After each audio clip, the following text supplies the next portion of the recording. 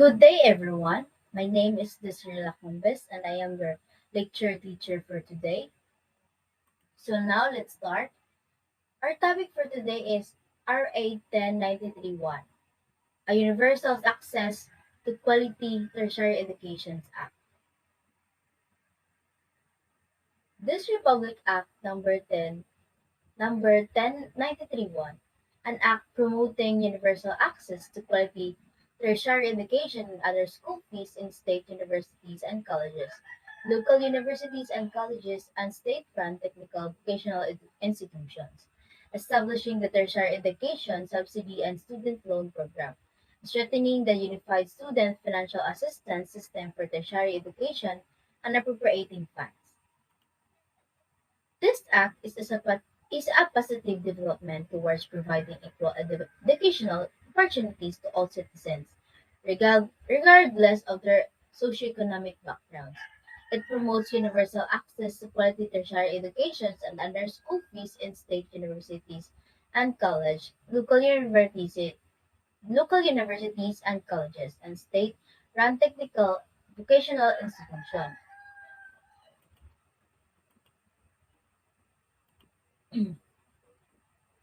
Be it enacted by the Senate and House of Representatives of the Philippines in Congress assembled. Section 1. Short title. This act shall be known as the Universal Access to Quality Tertiary Education Act.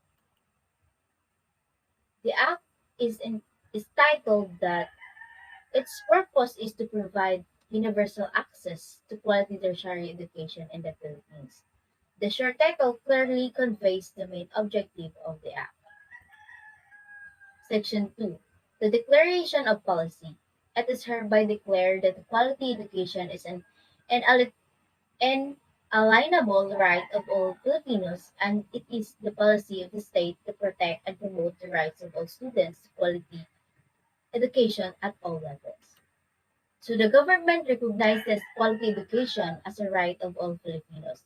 It is the state's policy to safeguard and enhance the right of all students to receive quality education at all levels. The government commits to ensuring access to such education for all Filipinos. Therefore, the state shall take appropriate steps to make such education accessible to all. So the state shall A. Provide adequate funding and such other mechanisms to increase the participation rate among all socioeconomic classes in tertiary education. B. Provide all Filipinos with equal opportunities to quality tertiary education in both the private and public educational institution. C. Give priority to students who are academically able and who come from poor families. D. Ensure the optimized utilization of government resources in education.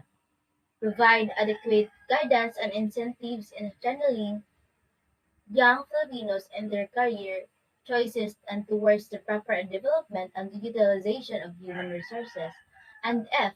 Recognize the complementary roles of public and private institutions in tertiary educational system.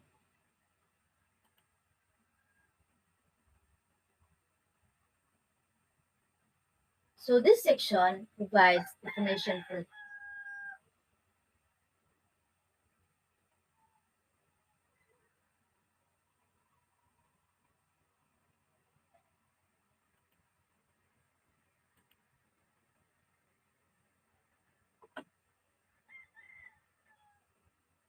so section 3, definition of terms. As used in this act, cost of tertiary education refers to tuition and other school fees, educational expenses, and the cost of living allowance. B. Graduate courses refers to higher education programs leading to a certificate, diploma, master's or doctorate degrees as may be authorized and recognized by the Commission on Higher Education or CHED. C. Higher education refers to the stage of formal education or its equivalent requiring completion of secondary education and covering programs of study leading a bachelor and advanced degrees, including associate degrees, Did higher education institution refers to an education institution authorized and recognized by the CHED to offer bachelor's degrees or graduate courses. So, in this section provides definition for terms used in the Act. Cost of the cost of um, tertiary education is defined as including tuition, fees, educational expenses, and living allowance. Graduate courses refer to higher education programs leading to certification, diplomas, master's, or doctorate degrees authorized by the Commission on Higher Education. Higher education refers to formal education that requires completion of secondary educations and covers programs leading to bachelor and advanced degrees, including associate degrees.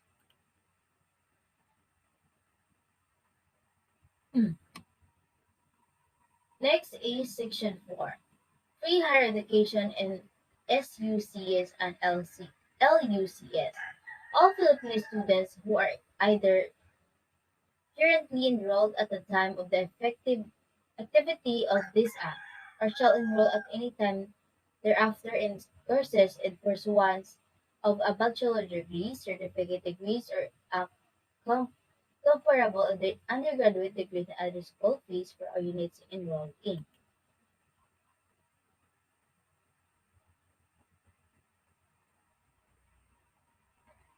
So the government must fund and implement mechanisms to increase tertiary education participation among all socioeconomic classes. Equal opportunities for quality tertiary education must be provided to all Filipinos regardless of whether they attend private or public institutions. Priority must be given to academically able students from poor families while ensuring efficient use of government resources.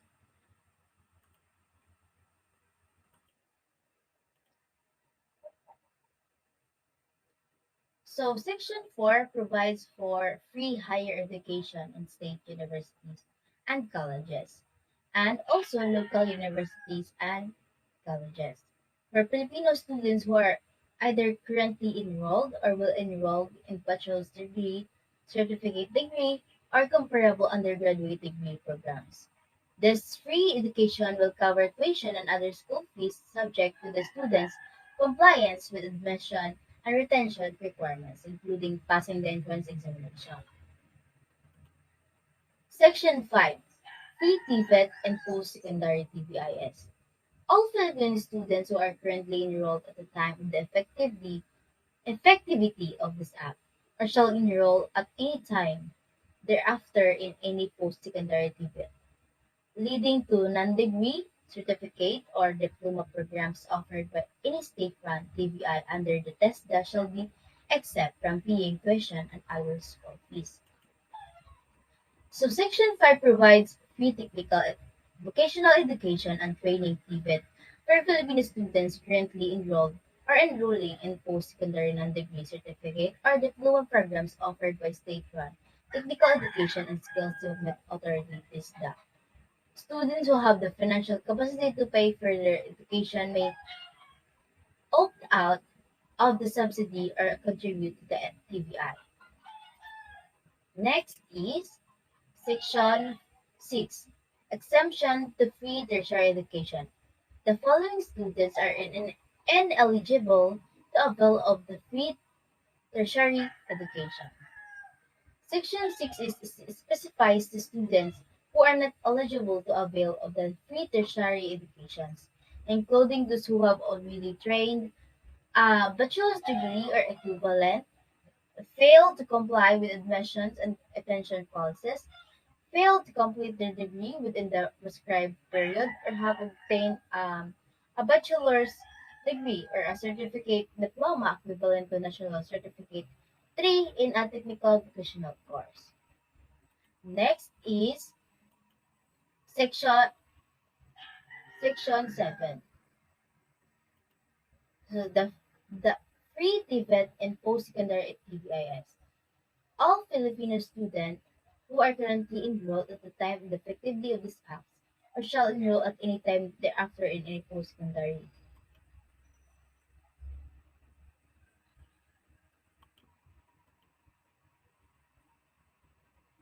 Section 7. TES for Filipino students.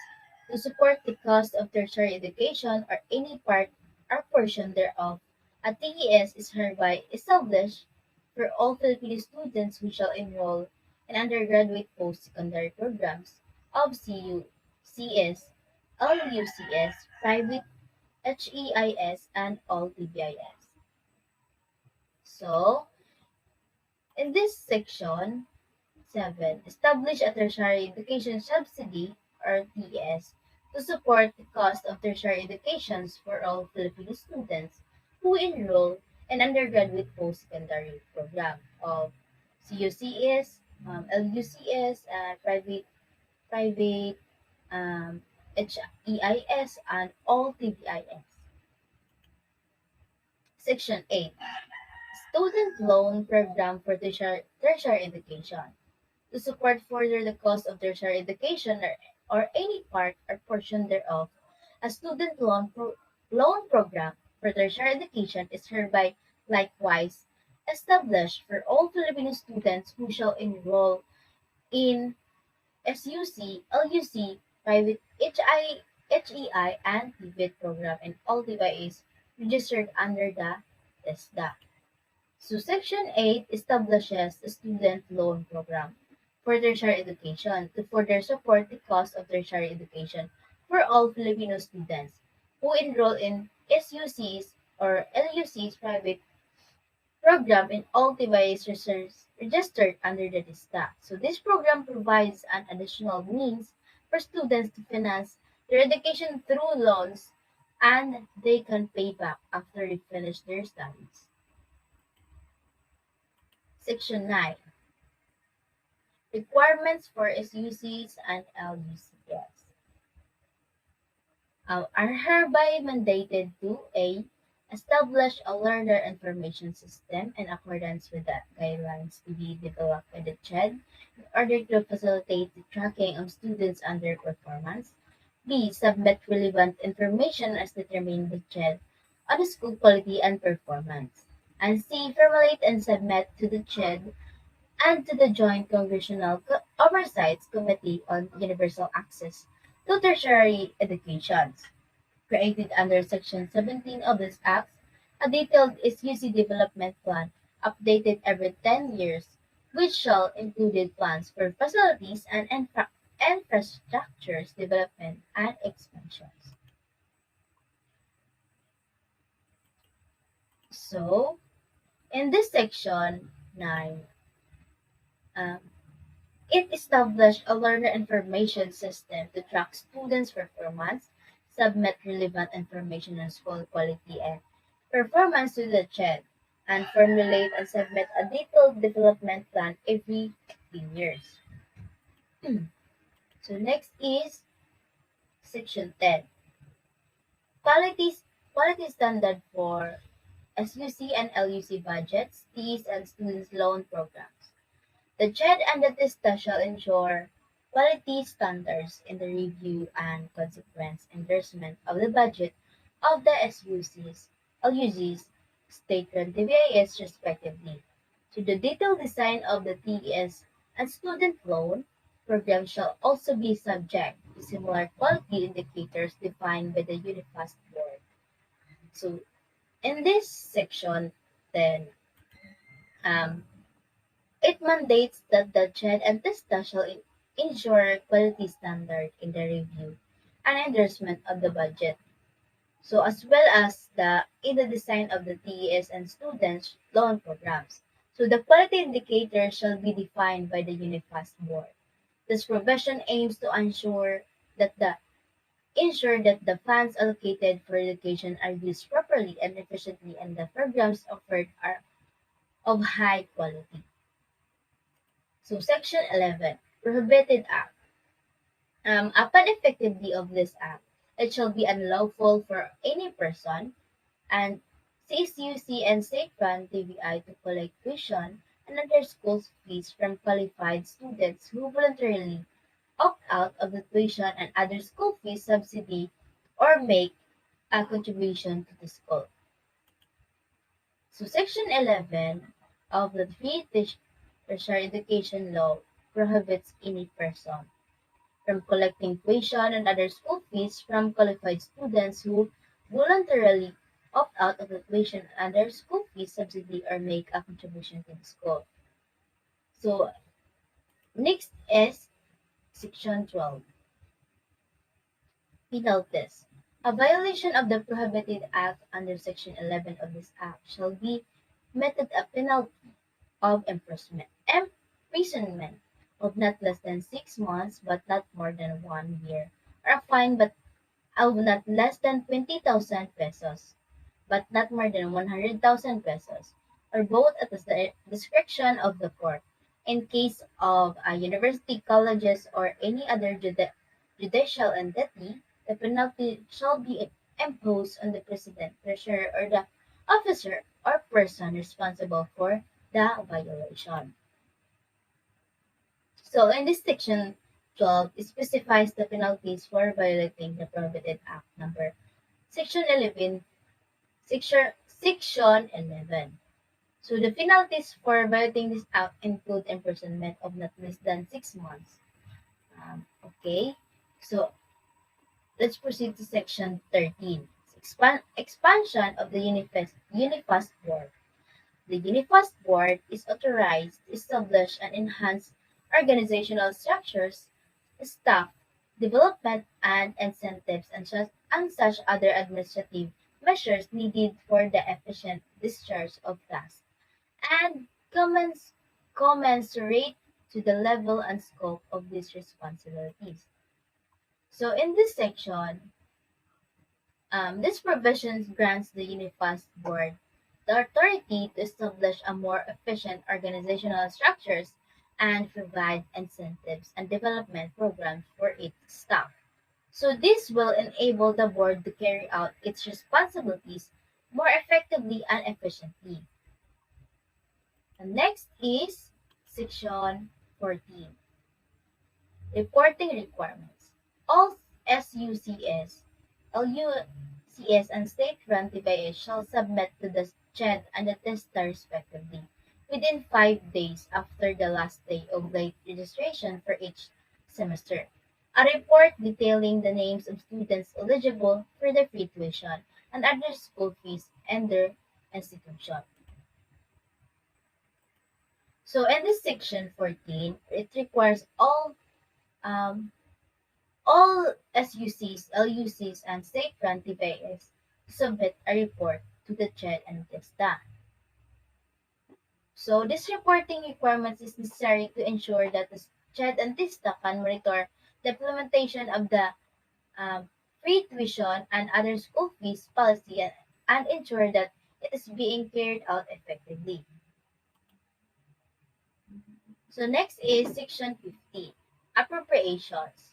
The amounts necessary to carry out the provisions of this act, specifically Section 4, 5, 7, and 8, shall be included in the Annual General Appropriation Act and shall be appropriated under SUC's CHED and TESTA in accordance with the provisions of this Act, provided that an amount equivalent to not more than 3% of the TES and student loan program for tertiary educations provided under this Act may be used as administrative costs under the UNIFAS. So in Section 15, it states that the necessary funds to implement the provision of the Free Higher Education Act, particularly Section 14, katong 5, 7, and also 8, will be included in the Annual General Appropriations Act. So the funds will be appropriated under the SUC's CHED and TISTA in accordance with the law's provisions.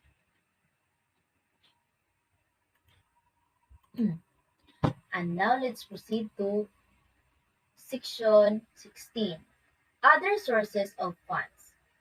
The national government is hereby authorized to prioritize funding this measure in negotiating and utilizing long-term, deeply concessional and official development assistance or ODA. So in this section authorized the national government to prioritize funding the Higher Education Act through long-term deputy concessional official development assistance or ODA. So this means that the government may seek assistance from foreign countries or international financial institutions such as the World Bank to finance the implementations of the act. So this provision reflects the government's commitment to providing free higher education to qualified students and its willingness to explore various funding sources to achieve this goal. Okay, so now let's proceed to section 17. So, Section 17, Joint Congressional Oversight Committee on Universal Access to Tertiary Education. So, there is hereby created a Joint Congressional Oversight Committee to oversee, monitor, and evaluate the implementation of this act. So, Section 17 of the Universal Access to Quality Tertiary Education Act creates a Joint Congressional Oversight Committee to oversee, monitor, and evaluate the implementation of the law. So, this committee will be composed of five members from the Senate and five members from the House of Representatives, appointed by their respective chambers. So, Section 18, Implementing the Rules and Regulations. Within 60 days from the effectivity of these acts, the Unifast Board, in consultations with the CHED, the TESDE, and other relevant stakeholders in higher and technical educations, shall promulgate the implementing rules and regulations necessary to ensure the efficient and effective implementations of this act. So in this Section 18 of the Free Higher Education Act mandates that the UNIFAST Board to promulgate the implementing rules and regulations within 60 days from the effectivity of the Act. So the ARR shall provide the necessary details and guidelines to ensure the efficient and effective implementations of the Act. So the CHED, TESDA, and other relevant stakeholders in higher and technical education shall be consulted during the formulations of the IRR. And now let's proceed to Section 19. Separability clause. Should any part of this act be declared unconstitutional or invalid, the other parts or provisions hereof not affected not thereby shall continue to be in full force and effect. So in section 19, um, the separability clause in section 19 of the Free Higher Education Act ensures that if any part or provisions of the law is deemed unconstitutional or invalid, the other parts or provisions of the law not affected by the ruling will still be in full effect. So this clause is common feature in most law to safeguard against the possibility of the entire law being struck down in the case a particular provision is found to be unconstitutional or invalid. It allows the rest of the law to remain valid and enforceable. And now let's proceed to Section 20, Repealing Clause. All laws, executive orders, presidential decrees, implementing rules and regulations or parts thereof, and inconsistent with the provisions of this act are hereby repealed or modified accordingly. Repealed. So, in Section 20, it states that any existing laws, executive orders, presidential decrees, or implementing rules and regulations that are inconsistent with the provision of this act shall be repealed or modified accordingly. So this means that any previous laws or regulations related to the provisions of tuitions and other school fees, subsidy in tertiary education will no longer be ineffective once this act is implemented. So the purpose of this clause is to ensure that there are no conflicting laws or regulations that could hinder the proper implementation of this act. And now let's proceed to the last one, section 21, effectivity. So this act shall take effect 15 days after its publication in the official gazette or in a newspaper of general circulations. So section 21 specifies that the act will take effect in 15 days after its publication in the official gazette or in a newspaper of general or circulations. So this means that once the act is published, it will become effective and provisions of the act can be implemented by the relevant government agencies. So that's all for the RA. Uh, that's all for the sections of RA 10931. And now, as what we all know that RA 1093 is very important to all of the people in the Philippines. Why do you think so?